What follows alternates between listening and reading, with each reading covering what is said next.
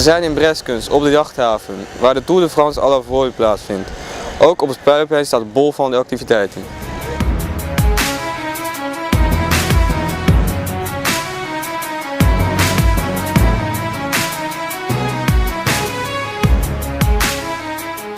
De Tour de France is een fantastische zeilwedstrijd. Dat is namelijk een zeilwedstrijd die ieder jaar wordt georganiseerd. Die start in het noorden van Frankrijk en die dan soms wel eens naar een ander land gaat. Vandaar nu de binnenkomst in Breskens en die dan eigenlijk langs de hele Atlantische Franse kust gaat. Dus de boten beginnen in Noord-Frankrijk, komen dan naar Nederland toe, varen dan helemaal de Atlantische kust af tot bijna bij Bordeaux. Daar gaan de schepen uit het water, worden allemaal op vrachtwagens gezet, worden naar de Spaanse grens gebracht, naar Rosas en varen dan weer een groot gedeelte van de Franse Middellandse Zeekust af. Avontuur duurt ongeveer een maand en ze varen bijna iedere dag wedstrijden, dat wil zeggen lange wedstrijden en korte wedstrijden, Olympische parcours. En na een maand weten we wie eigenlijk de beste is.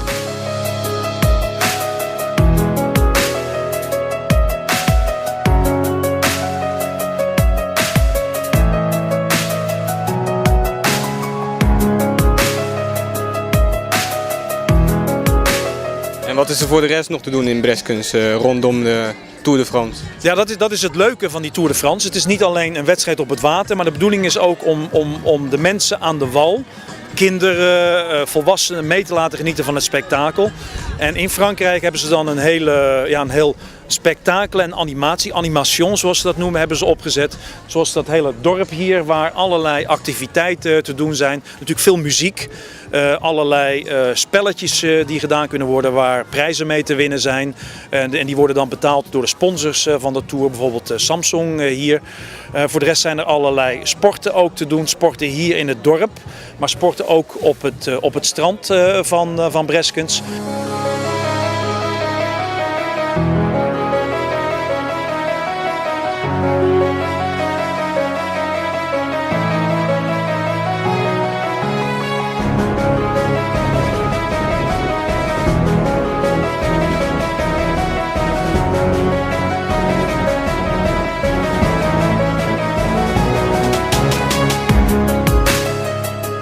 En hoe lang zijn ze ongeveer onderweg, elke etappe, zeg maar?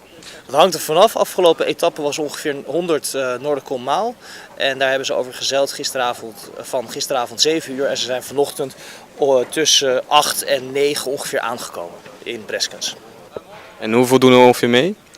Dit jaar doen er 12 boten mee. En van die 12 boten doet ook bijvoorbeeld Frank Camas mee met Groupama. En dat is ongeveer de Michael Jordan van het zeilen. Hij heeft de afgelopen Volvo Ocean Race gewonnen. En het is gewoon ontzettend bijzonder dat je als amateurteam of als professioneel team kan varen tegen, laten we zeggen, de Michael Jordan van het zeilen.